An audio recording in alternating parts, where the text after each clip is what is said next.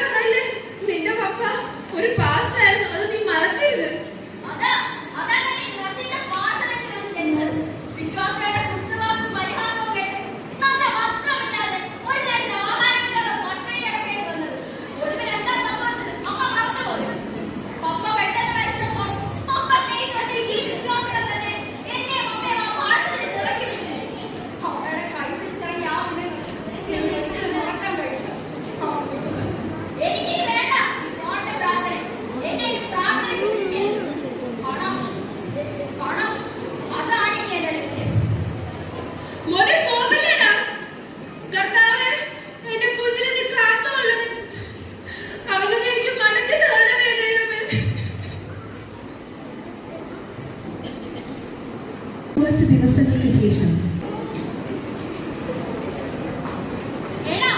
ഈ ആളുകൾ പറ്റിച്ചുണ്ടാക്കുന്ന പണം കൊണ്ട് ജീവിക്കാൻ അതൊരു സുഖം തന്നെയാണല്ലേ? നീ ഇത് കണ്ടോ? ഇതാണ് എന്റെ ബലം.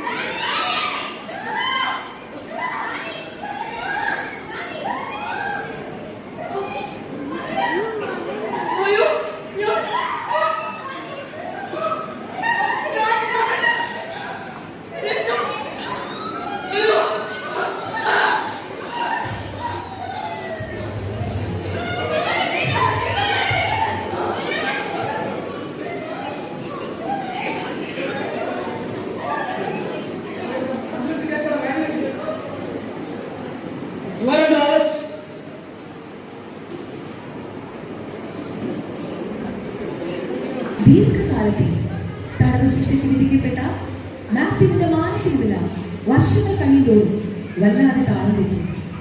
ശിക്ഷാ കാലയളവ് പൂർത്തിയാകുമ്പോൾ അവൻ മാനസികാരോഗ്യ കേന്ദ്രത്തിലെ അന്തേവാസിയായി മാറി.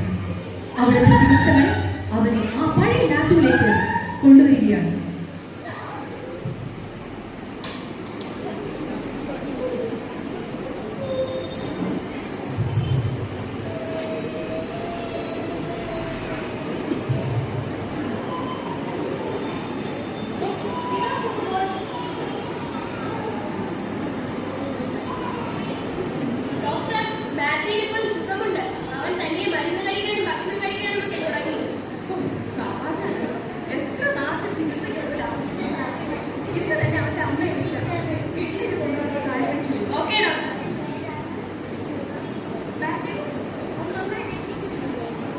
എന്താണ്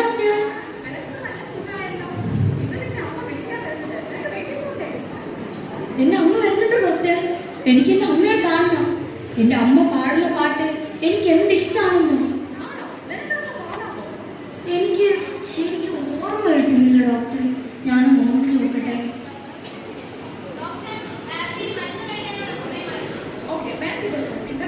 ആ ശരി.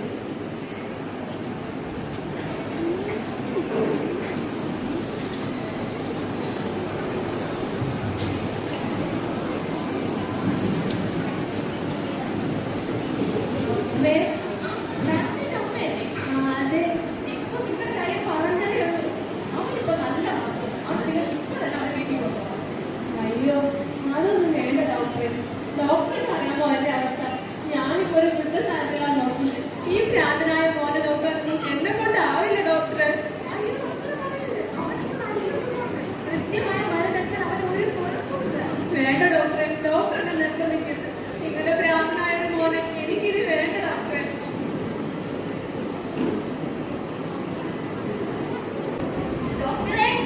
എനിക്ക് എന്റെ അമ്മ പാടുന്ന പാട്ട് ഓർമ്മ വന്നു.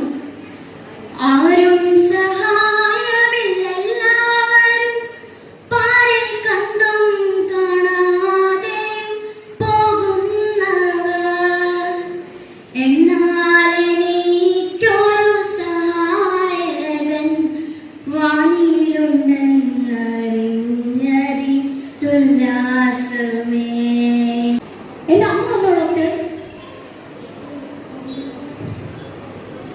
എന്റെ അമ്മ എന്നെ വേണ്ടെന്ന് പറഞ്ഞു ഡോക്ടർ.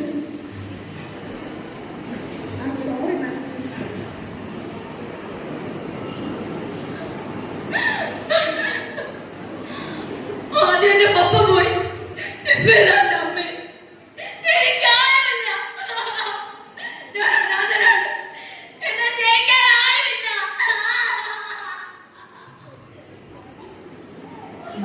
ആരിടാത്ത യേശുനാഥൻ മാറ്റും നിന്റെ വേദന. രോഗത്താലും ഭാരത്താലും കലങ്ങിടേണ്ട, അടുത്തു വാ. മാത്യു, മാത്യു, എങ്കിലേക്ക് തിരിഞ്ഞുകൊള്ളുക. ഞാൻ നിന്നെ സ്നേഹിക്കാം. അതെ, സ്നേഹം എന്റെ പപ്പ പ്രസംഗിച്ചത് എനിക്ക് ഓർമ്മയുണ്ട്. ഈ ലോകത്തിലെ സ്നേഹം എല്ലാം മാറും. എന്നാൽ മാറാത്ത സ്നേഹം എന്റെ യേശുവിന്റെ സ്നേഹം, ആ ക്രൂശിലെ സ്നേഹം. ഞാൻ എന്റെ യേശുവിനായി ജീവിക്കും.